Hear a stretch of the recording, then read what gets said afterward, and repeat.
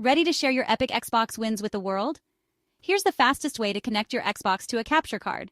First, grab your essentials: your Xbox, a capture card, two HDMI cables, a USB cable, and your trusty computer. Step 1. Download your capture card software from the manufacturer's website. This keeps things running smoother than a speedrun.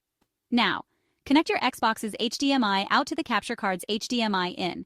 Next, take the second HDMI cable and go from the capture card's HDMI out to your TV or monitor. That's your gameplay pass-through. No lag, just action. Plug the capture card into your computer with the USB cable. Make sure you use a USB 3.0 port for max performance. Open up OBS or your favorite streaming software. Add a new video capture device source and pick your capture card. Boom! Your Xbox screen should pop up. If you're missing sound, add audio input capture and select your card. Now you're ready to stream, record, and show off those highlight reels. Good luck, gamer. You got